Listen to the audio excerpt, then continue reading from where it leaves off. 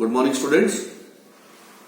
अभी तक हमने इंडिया, पाकिस्तान और चाइना का जो कंपैरिजन किया है और उस कंपैरिजन में हमने अभी तक देखा है कि इंडिया और पाकिस्तान और चाइना की तीनों की ग्रोथ स्ट्रेटेजी किस प्रकार की रही, तीनों डेमोग्राफिक प्रोफाइल पर किस प्रकार की पोजीशन में रहे, तीनों का ह्यूमन डेवलपमेंट इंडेक्स किसका बेटर था, किसका डाउन था, वो सब हमने डिस्कस किया है।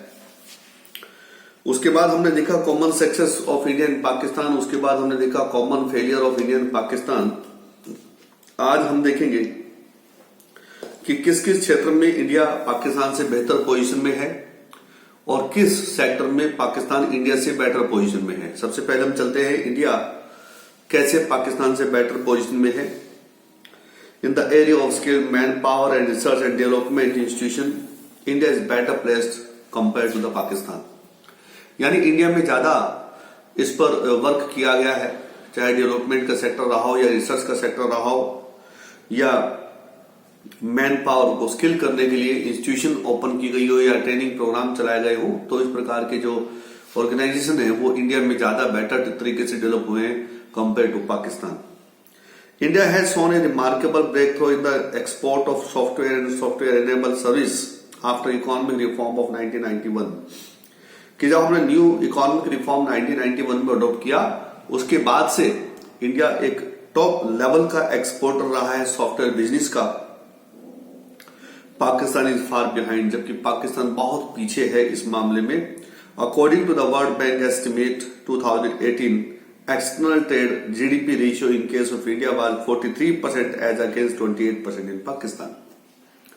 यानी इंडिया का जो एक्सपोर्ट रेशियो है जीडीपी का वो 43% है, जबकि पाकिस्तान का 28% है। तो इस सेक्टर में भी हम पाकिस्तान से काफी अच्छे हैं। Human capital formation in India has much more significant determinant of growth than in Pakistan. मानव पूंजी का विकास करना हो तो उस क्षेत्र में भी इंडिया की पोजीशन पाकिस्तान से बहुत ज्यादा बेटर पोजीशन में है। Indian scientists excel in the area of defense technology, space research, electronic, avionics, genetics, telecommunication, etc. Pakistan is way behind, बहुत पीछे है इन सब सेक्टर में। The number of PhD produced by India in science and engineering every year, यानी हर साल India में जो doctor produce किए जाते हैं, PhD प्रोड्यूस किए जाते हैं, इंजीनियर जो प्रोड्यूस किए जाते हैं, the number of these are about more than 5,000 is higher than the entire stock of PhD in Pakistan। यानी जितने पाकिस्तान में PhDs हैं, इंजीनियर्स हैं, उनसे कहीं ज्यादा इंडिया में हर साल इंजीनियर और PhD प्रोड्यूस किए जाते हैं।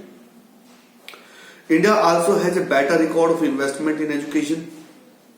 The adult literacy rate, female literacy rate, growth enrolment ratio at all level and education index have trended up much faster in India than in Pakistan। यानी इंडिया में चाहे वो लिटरेसी रेट की बात हो, फीमेल लिटरेसी हो, adult literacy हो, हर एक चीज में बहुत तेजी से आगे बढ़ा इंडिया पाकिस्तान की कंपैरिजन में। Owing a rapid decline in fertility rate, population growth in India has been slashed to 1.17 according to the 2017 report percent, while in Pakistan it continued to be a high as 1.43। Population को control करने के matter में भी India Pakistan से ज्यादा better position में है। जो रेट बता रही है कि 2017 के रिकॉर्ड के अकॉर्डिंग इंडिया में जो ग्रोथ रेट ऑफ पॉपुलेशन है वो 1.17% है, जबकि पाकिस्तान में ये 1.43% है। Issues of health facility in general and infant mortality in particular are better address in India.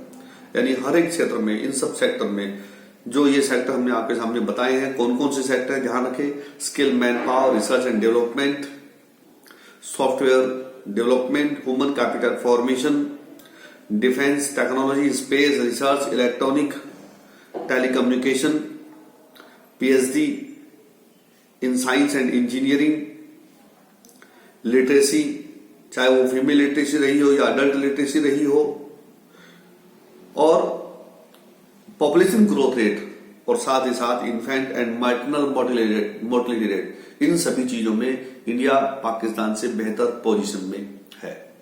आइए अब समझने की कोशिश करते हैं कि पाकिस्तान इंडिया से कहां कहां बेटर पोजीशन में है, वो हम देखते हैं जरा। Starting from almost the same level as India, Pakistan has achieved better result with regard to migration of workforce from agriculture to industry or migration of people from rural to urban area. Pakistan India से better position में है for transformation of the population from agriculture to industry, क्योंकि हमारे यहां agriculture से service sector में transformation ज्यादा हुआ है, इंडस्ट्री में ट्रांसफॉर्मेशन कम हुआ है। दूसरी ओर अगर हम पीछे वाले टॉपिक पे चले आते हैं, स्ट्रक्चरल फॉर्मेशन वाले टॉपिक में चले आए, तो वहां हम देखेंगे कि number of population engage in primary sector in India is more compare to the Pakistan. Pakistan में कम पॉपुलेशन एंगेज है लेकिन रिटर्न ज्यादा है एग्रीकल्चर सेक्टर से, लेकिन इंडिया में पॉपुलेशन ज्यादा एंगेज है और रिटर्न कम है। तो इस मैटर पर पाकिस्तान हमसे बहुत बेहतर पोजीशन में है।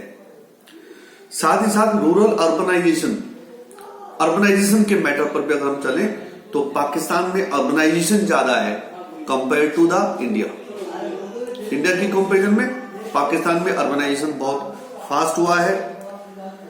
By reducing BPL population to 29.5%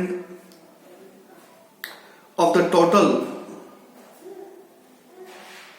Pakistan's growth strategy has a better human face than that of India.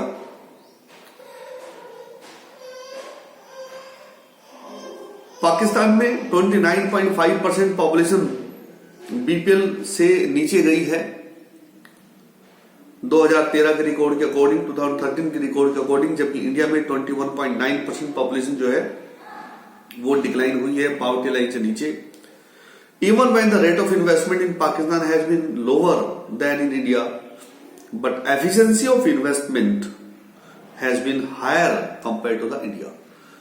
ये ठीक है कि वहां पाकिस्तान में जो इन्वेस्टमेंट की रेट है वो कम रही हो, लेकिन उनकी एफिशिएंसी जो है वो हमसे बेटर पोजीशन में आई है। तो ये सब चीजें हैं जहां पर पाकिस्तान इंडिया से बेहतर पोजीशन में है। आइए अब हम चलते हैं चाइना कहां इंडिया से बेहतर पोजीशन में है। वैसे तो चाइना हर सेक्टर में इंडिया से बेहतर पोजीशन में है, फिर भी एक बार और हम एनालाइज कर लेते कि कहां कहां चाइना हमसे बेहतर पोजीशन में है।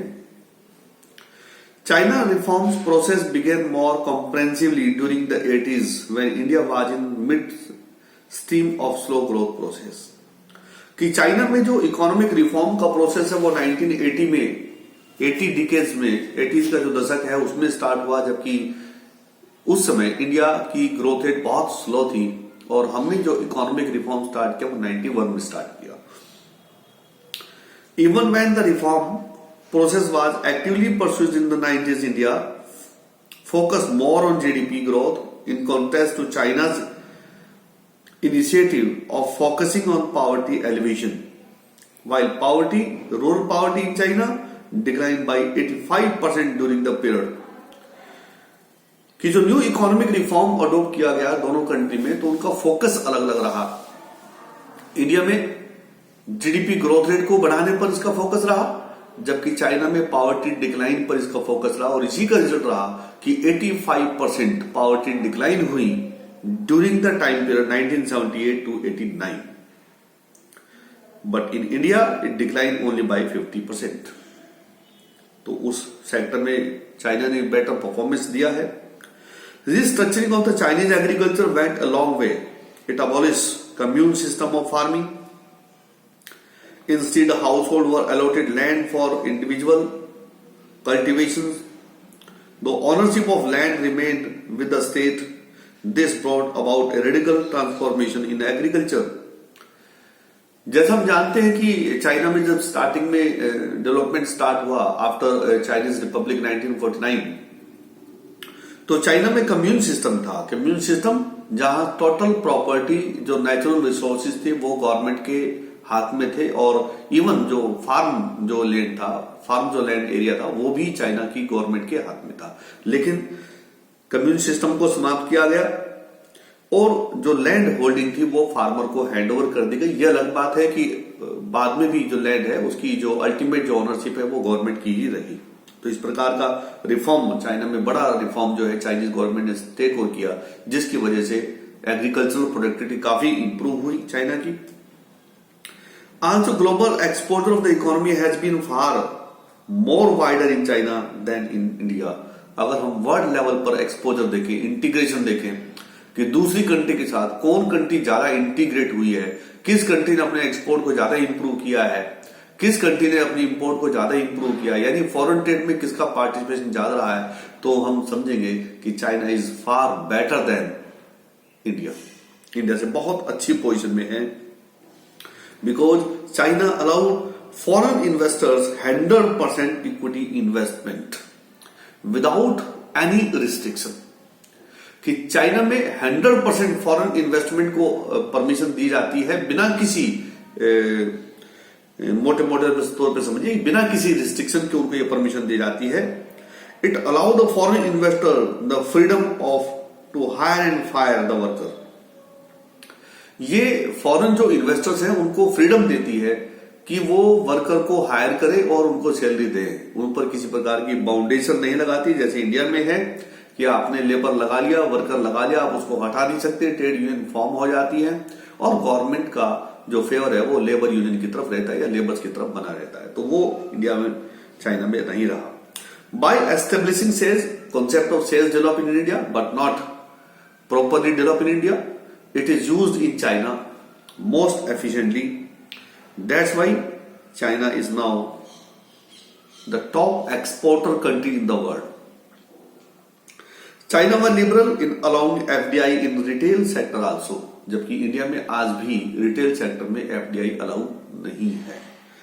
तो बहुत सारे मैटर में हमने देख लिया कि चाइना जो है इंडिया से बहुत बेहतर पोजीशन में है। चाइना की जीडीपी हमसे 4 मल्टीपल के लगभग ज्यादा है। हमारा लगभग $3 ट्रिलियन है, उनका लगभग $14 ट्रिलियन है।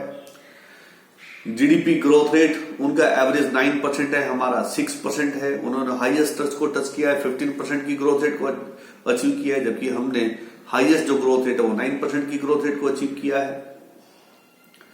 वन चाइल्ड पॉलिसी का यूज हो, चाइना में बहुत बेहतर तरीके से इसका यूज किया गया और उसी की वजह से पॉपुलेशन ग्रोथ रेट कंट्रोल की गई।